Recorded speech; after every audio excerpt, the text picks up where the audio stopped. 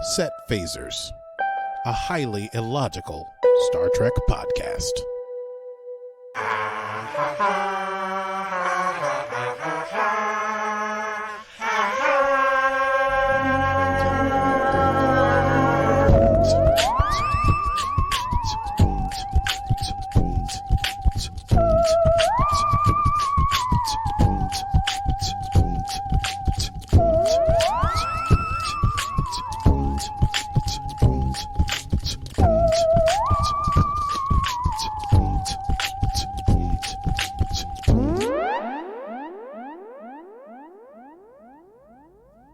Hello, dear friend Akie Bamis, how are you? Whoa, such a elaborate hello, dear friend Stevie Mans. How are you? I'm well. Delighted to be talking about Star Trek and all of its glory with you. And all of its glory. And we just experienced a pretty great episode of Star Trek. It had everything. Oh, yeah. Had the no-win scenario.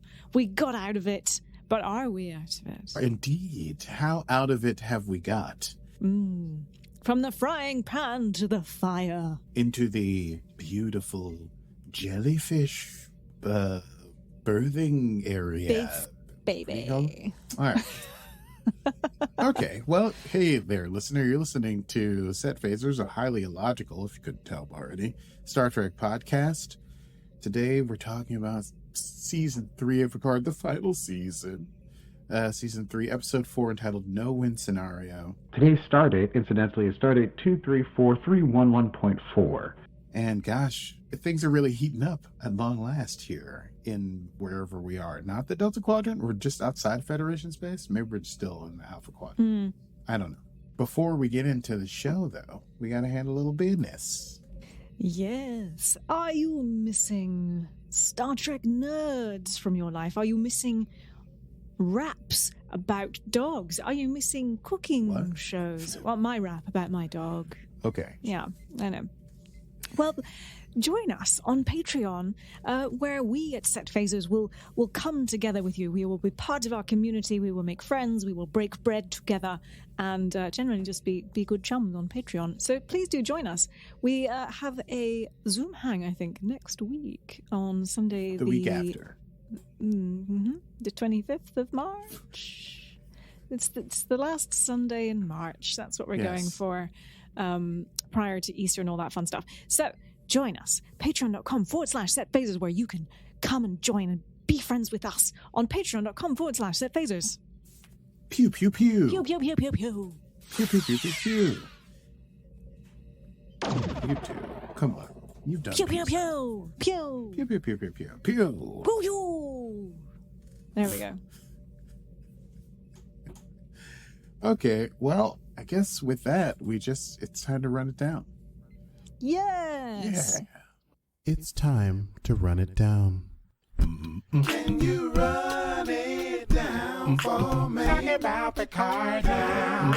Run it down for me.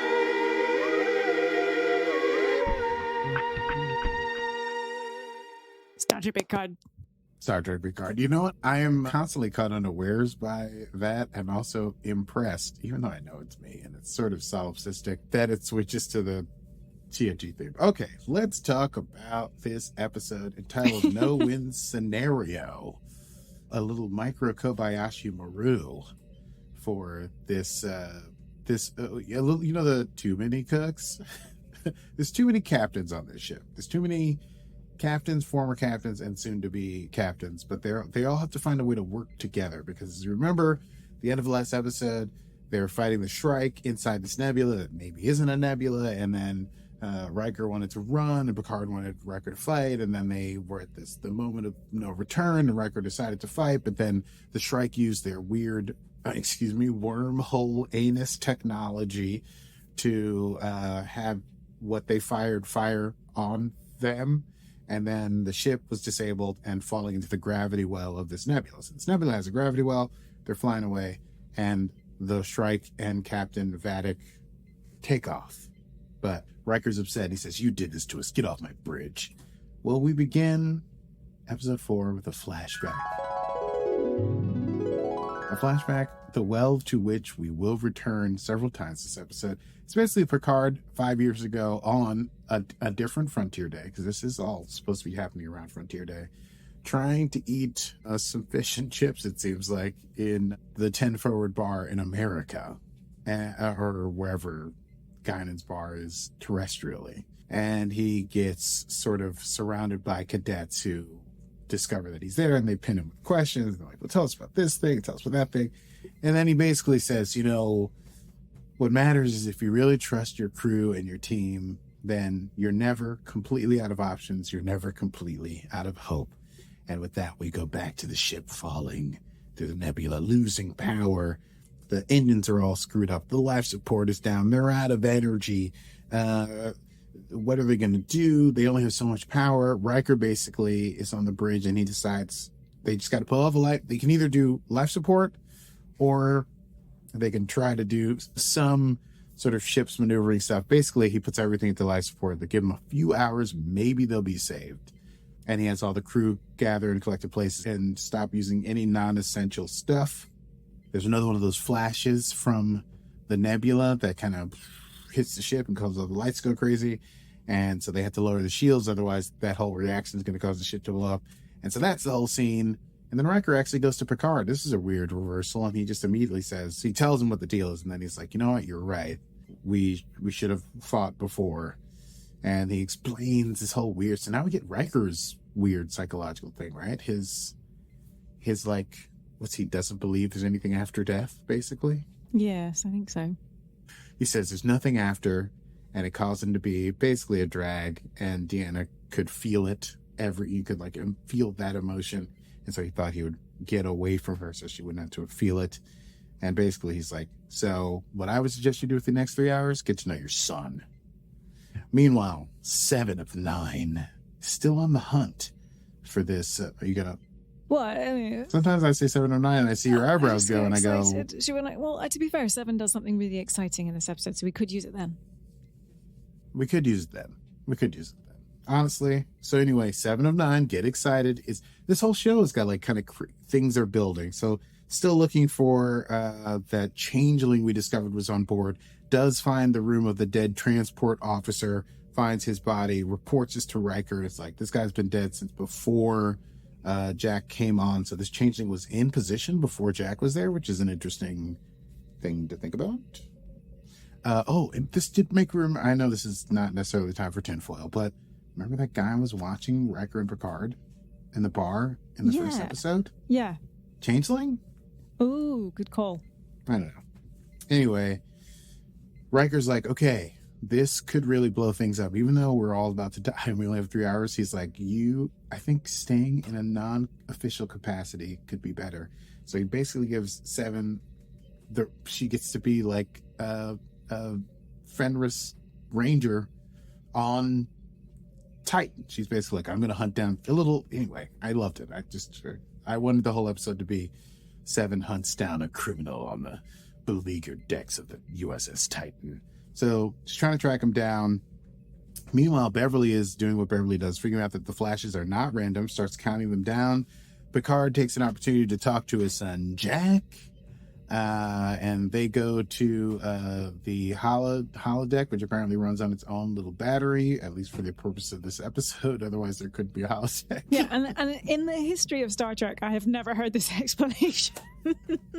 Yeah, it was first surprisingly like, oh yeah, the ship is falling apart. We only have enough energy to put for 4 hours of life support, but the holodeck runs on its own little battery, so we can drink fake whiskey in this bar. It was a little bit jumping the shark. No, it's a bit of a shark jump. But it is a cute place for them to have all the action that happens in the hall. Anyway, Picard and Jack talk, and they start sharing each other's, stories from each other. And Jack is not a wine guy, so they have whiskey. Meanwhile, 7 goes to Shaw for help trying to find this changeling because as much as she hates to admit it, he knows more about this crew than anyone else. Shaw is in a dark place. He's like sharpening a knife, with his like leg bandaged up in his cane.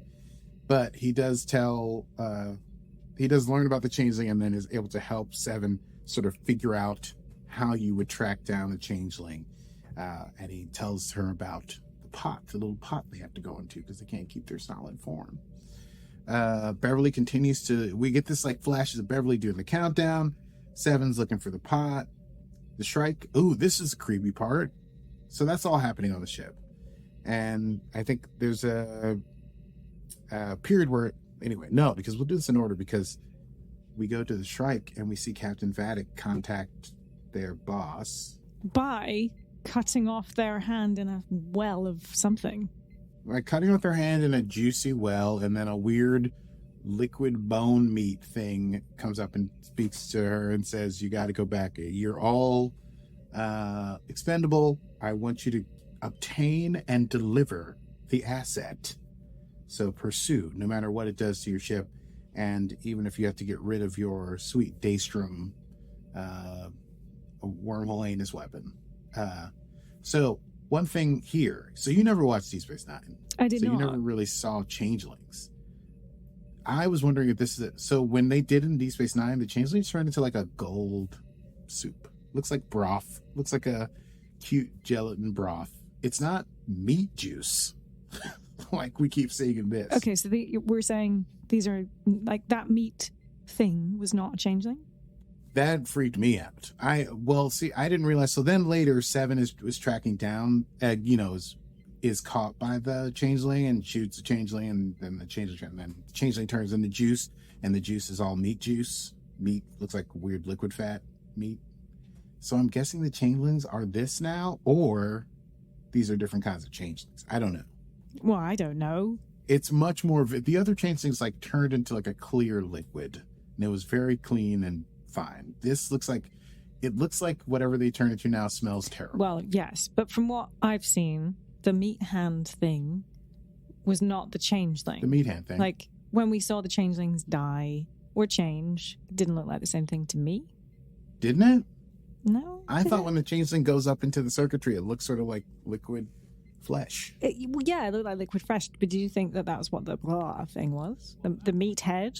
That's a totally different thing. That Vadic, who maybe is a change, has to be a changeling, I guess, if they cut off their hand, can talk to somebody. Like, that's very Star Wars. Like, just the part of the face of the big bad is now liquid flesh floating. It was definitely something that we've not really seen in Trek before. No, it was super weird. I'm not saying I didn't like it. And then she then, like, joyfully, psychotically starts singing as they go back into the nebula to hunt their prey. But anyways, that's a curious thing for those of us who have dealt with changelings, that these changelings are not the kind we know. So yes, Seven does find that changeling, and they fight, and then the changeling jumps up into the circuitry and takes off. There's a little bit more of the flashback, and Picard gets asked about his time with Jack Crusher, his bestie, for when they were on the Stargazer and when they stuck on a shuttle together, because they were both, trying to go to the planet to do some Kirk-style stuff. And so he actually tells that whole story to Jack in 10 Forward. Yeah. Tinfoil.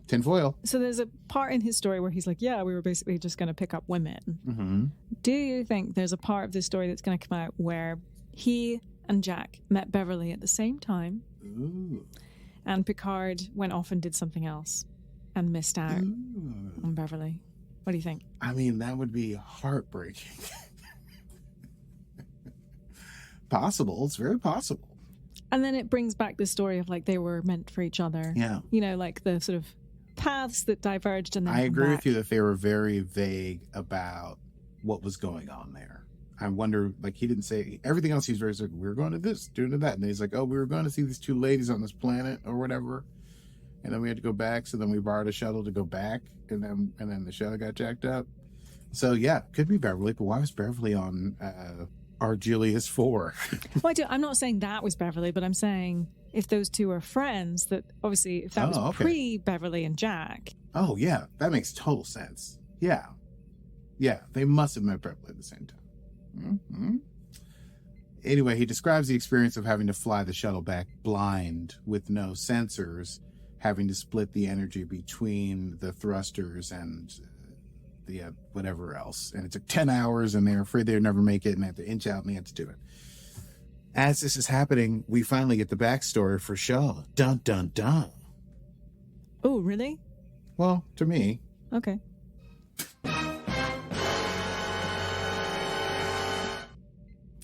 Yes, turns out Shaw was on the USS Constance, the stardate 44002.3, which many of us will know as the Battle of Wolf 359, when Locutus of Borg took on an entire Federation armada and basically destroyed everybody before his crew was able to save him. So we find out that Shaw was just a grease monkey, so to speak. And that 50 people made it down to the lifeboat. It's the usual story. There were only 10 seats.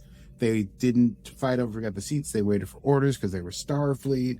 And some lieutenant showed up and started picking people at random. And he was the 10th person. And the other 40 people had to stay. And they all died at Wolf 359. And he says, quote, "I'm just some dipshit from Chicago, but I got to live." And he wonders why. And then Jack interrupts him. And Picard's like, "No, it's all right. I get it. I should go." And Picard leaves. And Jack follows. And they run into Beverly in the hallway. Beverly's like, "Hey, there's a pattern. This ain't just some nebula. Guess what? It's a womb. Womb. It's not Woomba. Womb. I know, but Womb. suddenly when I'm trying to say it out loud, it sounds womb. Womb. Does that sound right? Womb. It's a womb. Silent B. Womb. It's a silent B. Womb. You get it. It's not, I'm not asking for whom does the bell toll. I'm saying For womb. this nebula is a for whom does the bell toll. Yeah, she's like, look, it's taking matter in and creating energy, but that means that the matter is being reconstituted, which means that there's the gravity well means that there's matter somewhere at the center of this thing, and it's growing because it's pulling things down, and so that is an issue. It's like contractions. So they go find Riker, and they hatch this plan with Riker, which is like to use the waves that come out to fuel the ship to fly away to get out. Like just a perfect TNG wrap up the episode, the last 12 minutes kind of plan. But Riker's like, "I don't know, man. I don't know if we can do it." He was trying to send a message to Deanna in case they all died on the ship and the ship was recovered. There'd be a message for her. And he's feeling like this is like much more like throwing themselves into the jaws of death, which again, he's having some issues with. But Jack and Beverly and Picard managed to win him over. Beverly specifically saying that Deanna would say it comes down to trust. And if you trust us, you would know that we could do this. And then Riker's like, you know what? We could channel that energy straight into the warp core and then we could go to warp. And they're like, okay, let's do it. But then Picard and Seven have to go to Shaw because they realize that he's the only one that can like hotwire the nacelles so that they can overload, so that they can feed the warp core, so that they can go to warp, which means everyone's working together. Captains, commanders, admirals, Jack, Beverly's. It's just everyone coming together here in this no-win scenario, you would think. And so you got Riker on the bridge with everybody. You got Picard, you got Jack, you got Beverly. Seven and Shaw go down to engineering to jury rig this nacelle situation. They need an old grease monkey in order to do this hot wiring of the nacelles. While there, Seven and Shaw realize, this would be a perfect time. If I was a changeling and I realized that everything hinged on this would be the perfect time for me to attack. So they calm something to Riker, and then we don't really get to see what it is because obviously it's a cool thing. And we see that on the bridge. Riker gives the con to Picard, he's got the experience flying blind. He's gonna tell LaForge what to do. LaForge is in front. And it's all like things are happening. They're gonna catch that wave and they're gonna try to fly out of this place. Shaw's trying to get the covers off. He gets one off, and then who should walk into engineering to try and help him as Seven walks away? But Ensign LaForge. Oh, hey, my father was Geordie LaForge. I can help you. Now, I thought the changeling had to kill the person. No. Okay. They just happened to have killed all the people that they were impersonating before. Okay. The changeling only has to see, I think maybe one time. They really touch it maybe. I forget what it is. But they don't have to kill them at all. This is just, They killed the engineer. Did they kill the other? We don't know about the other. Yes. Well, there was at least another person who died who was being impressed. So, yeah. I mean, tinfoil that I now know is not true. I thought maybe it was going to be Shaw. Anyway, the point is, we all know, the viewer, LaForge is the changeling, But there's like a test they have to do. Usually you have to ask it a question. If it doesn't know something very simple, then you know it's the changeling. That's how you can tell. It's the only way you can tell, because they mimic the voice and the shape and the look of the person. Their mannerisms perfectly. So 7 gets this LaForge at gunpoint and says, "What's my name?" And this LaForge answers, "Commander Hansen," which of course we know Sucks to be you. LaForge doesn't do, because she always refers to her as Commander 7. Commander 7, and that's when pew pew pew 7 kills the changeling. Is that when we're gonna drop the song? Yeah, I was trying to set you up. oh, thanks. Wait, isn't Yes, that? let's play the song.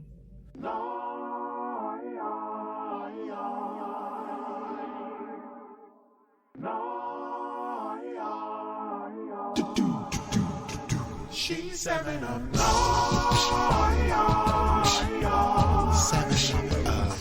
7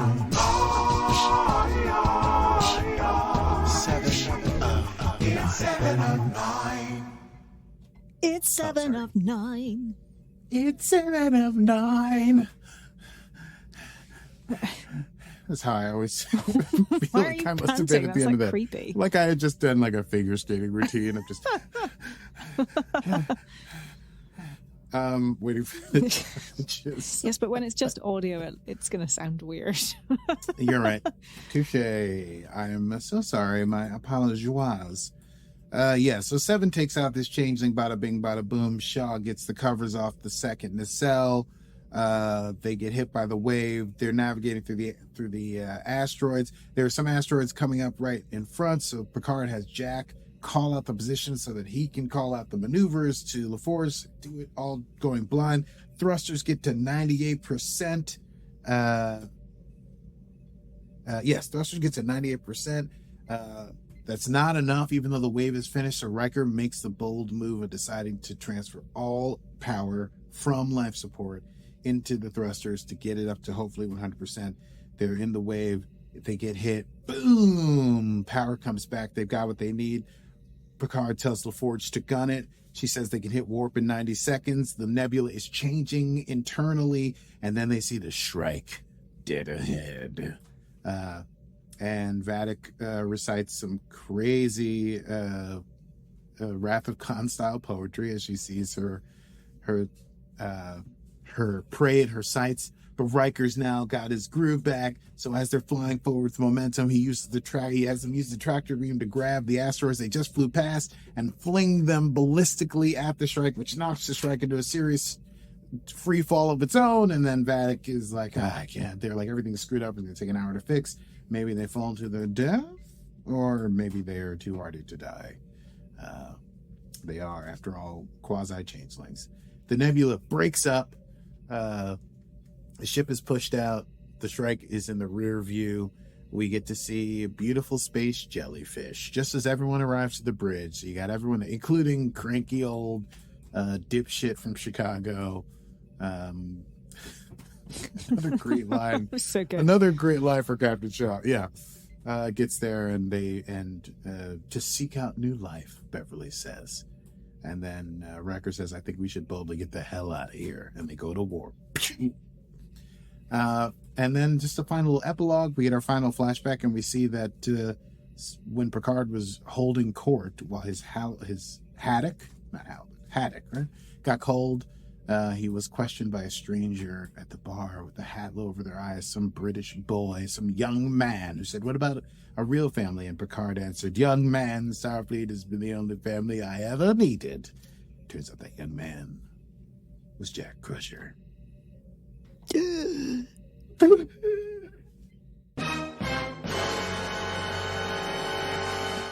Yeah, I couldn't tell from their meaningful, extremely long eye contact if they suddenly both knew that, or if Picard was remembering it, or if they were just looking at each other because they hadn't died. But whatever. Riker talks to Troy. Very tearful moment. It's very sweet. Where Riker's like, I've been in a bad place, but I'm going to come out of it because I remembered, what this whole thing is about. Picard does an admiral's log, and everything's fine. Mm-hmm. Right? That's it. That's the end of the episode. Yeah. Peace. Oh, wait. No. Oh, that's right. Jack looks in the mirror and has a crazy vision of yes. flesh on the walls and a red door opening and a voice screaming, find me. Yeah, so everything's cool. Here ended. What a crazy ending. Let's chat about that. I say, darling, let's do a quick chat about that. Yes, let's go. So, space babies. Oh my god, space babies. Yeah, little space squids. Encephalopods in space. I do. Spacey, cute. spacey squids. And they all go, oh, new kinds of life. This nebula gave birth to protect us. I don't know. There's a lot to. I mean, the thing I'm focused on primarily is we finally get this backstory for Shaw, which is why he hates Picard and Riker so much. Is because he lost so many friends, 11,000 dead at Wolf 359. I mean, I get it, but I mean, come on, it's Starfleet, bro. You got to be more enlightened than that. You got if you're going to be captain, you can't be like, you know. But I get it. It's the driving force of a lot of people's futures in Starfleet was that they were survivors of Wolf 359. So that's just too bad. And it's like Picard's demons continue to hound him.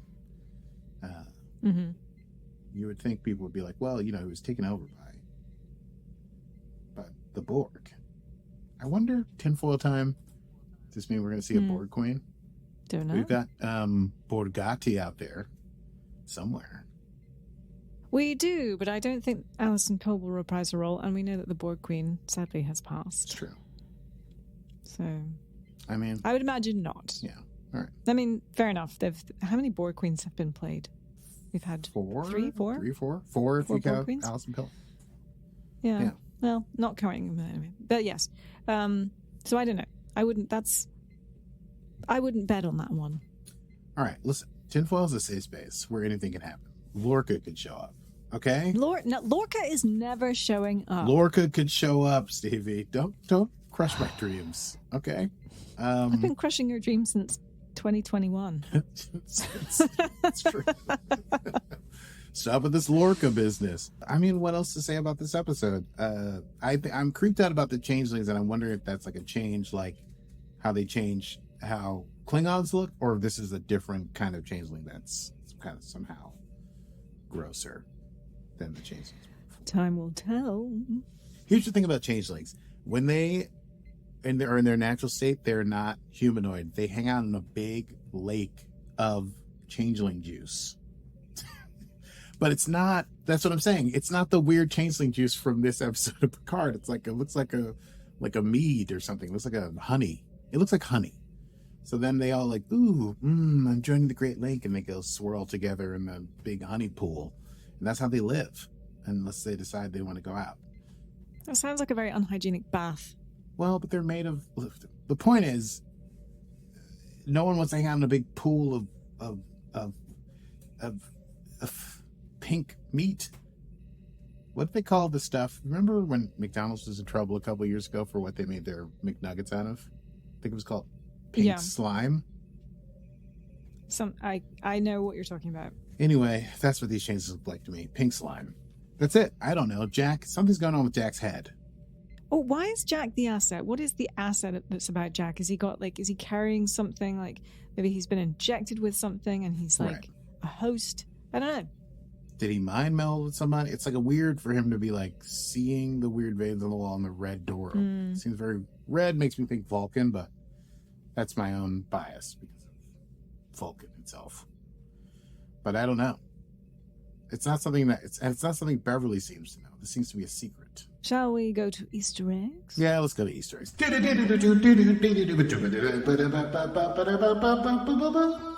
As always, we come directly to the set face resist. We go directly to Stevie Man's on site with Easter eggs. Stevie, how are you today? Well, hi there, Akie. Hi there, how you doing? I'm coming to you live from the set of Star Trek Picard, episode 4, entitled A No-Win Scenario. We have several Easter eggs today, starting with, of course, the title, No-Win Scenario. This, of course, refers to the Kobayashi Maru, first introduced in The Wrath of Khan.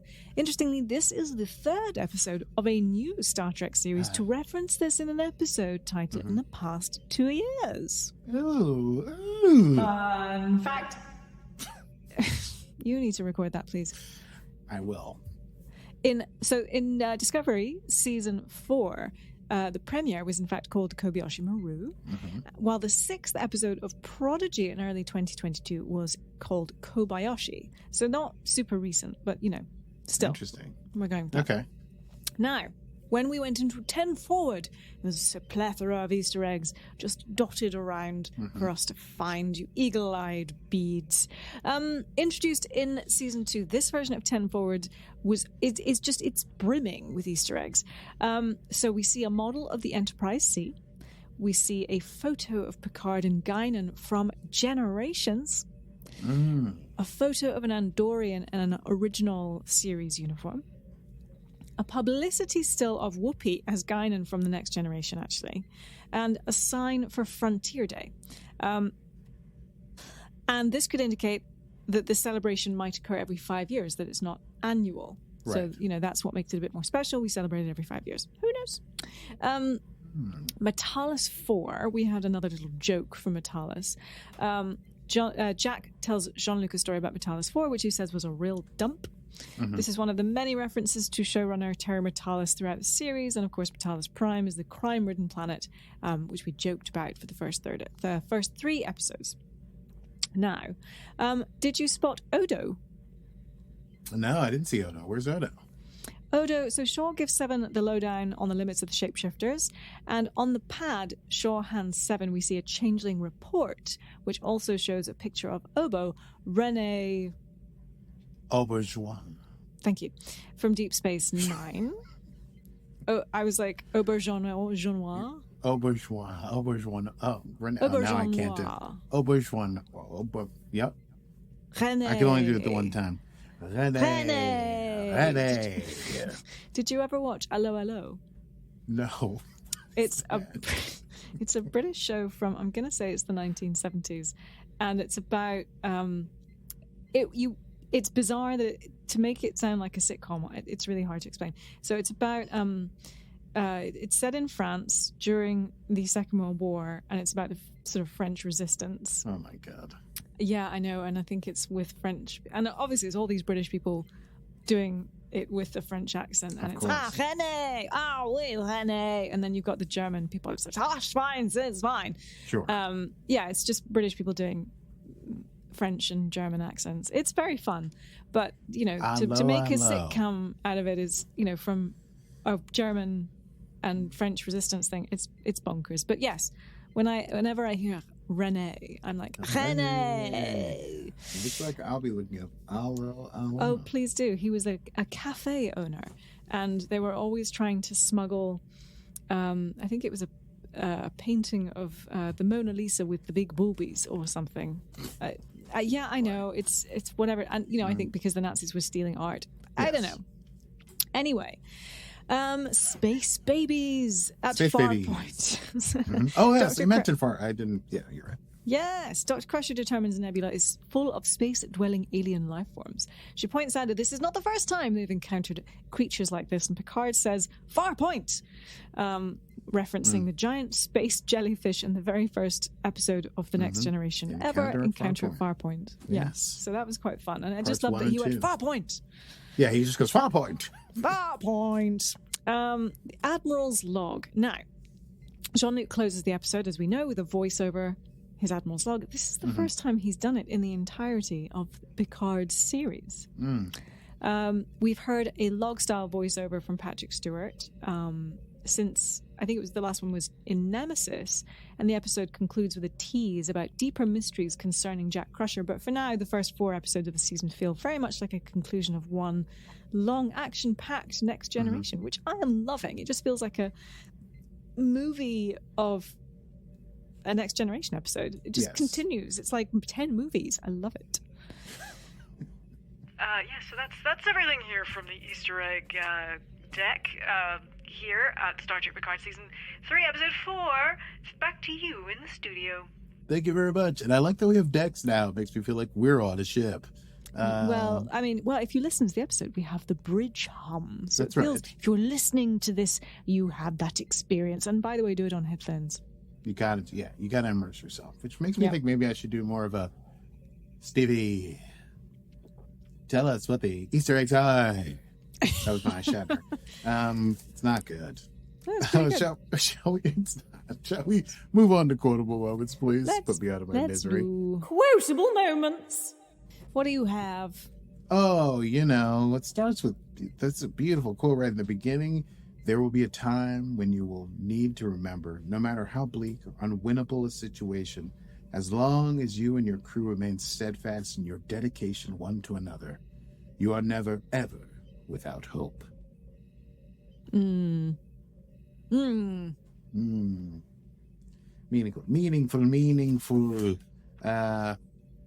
Shaw about the changelings. He says, they're goo people, walking, talking, clay dough. He really is a dipshit from Chicago, even though he's a captain. Yes, he just is. That's a very brusque. But maybe he's, he does also say, after he interrupts Picard and he yells at him about Wolf 359, and that's when everyone else is in the holodeck and Picard's left and everyone's sort of standing there quietly, feeling awkward. He says, forgive me, at some point asshole became substitute for charm. So he's self-aware now. Yes, I had that one too. What have you got? I had a nice little TNG moment. And Beverly says, Will, did you just throw an asteroid? And he goes, goddamn right I did. Yes. Goddamn right I did. Goddamn right I did. Very. Riker. Yeah, I'm Riker. Oh, that could be your new song. I'm Riker. I'm Riker. I'm Riker. Sounds like I might need a production of a little.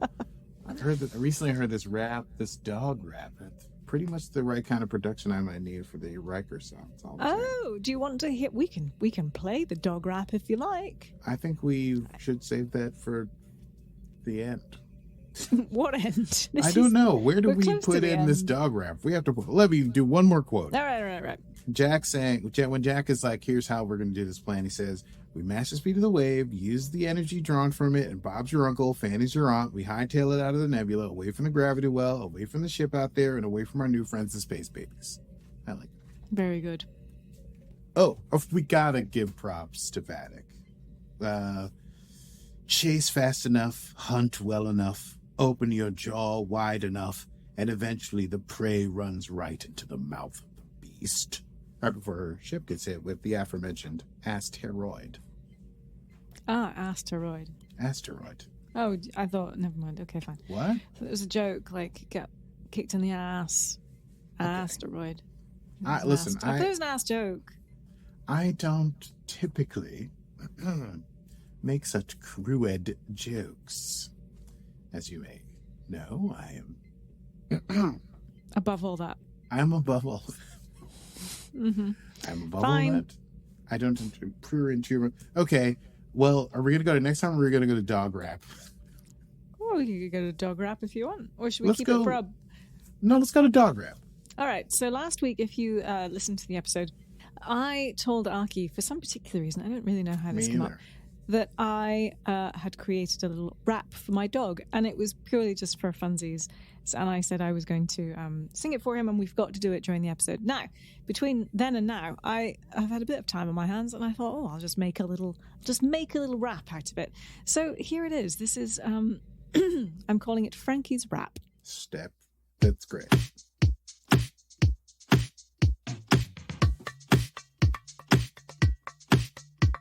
I'm a black dog. I'm a fat dog. I'm a snuggle under blankets for a nap dog. I'm a hot dog. Yeah. I'm a long dog. Yeah. I'm gonna give me all the snacks in the pack dog. It's Frankie. What do you think? I heard it. I think it's great. I think it's top notch. Thank you. My wife was so jealous, and she was like, "Can I get a line?" And I was like, "Okay, we'll have you." She goes at the end. It's Frankie. Oh, it's Frankie. That's Katie. Oh, yeah. Someone changed their tune from "This is the whitest thing I've ever heard" to "Can I get on the track? Can I get in on this?" Exactly. Can I get a little shine on the track? Well, that is the extent of the musical. My musical prowess on this show. You are the genius, and I would love to hear a Riker song. You want to hear a Riker song? We need a fun fact to sting. Mm-hmm. It's Riker. It's Riker. It's Riker. Yeah. There you go. I'll see what You're I can welcome. do. You're welcome. welcome. Let's go to next time. Next time on Set Phasers. Next time, we'll be talking about episode 5 of season 3 of Star Trek Picard, entitled Imposters. I wonder if it has to do with changelings. It probably does. Yeah, Interesting. that's my guess, right? Probably, like, I bet this goes all the way to the top, as you might say. Indeed, All indeed. these just changeling Yes. people. If you enjoyed the episode, Yes, please subscribe and check out our websites and our Instagram. And don't forget, you can go to our Patreon at patreon.com/setphasers, where we said we will be doing our patron hang at the end of this month. That's patreon.com/setphasers. you're going to like the way you feel. You can find our podcast wherever you get your podcast sold. We've covered every new episode of new Star Trek, starting with the original episodes of Star Trek Discovery and running down through everything except Prodigy, which we might do now. Also, now that I've heard they have an episode called Kobayashi, I have to check it out myself. Well, that's it from us. I am Stevie Mans. And I'm not saying do nothing. I'm saying keep it quiet. And this has been Set Phasers, a highly illogical Star Trek podcast. Computer. End program.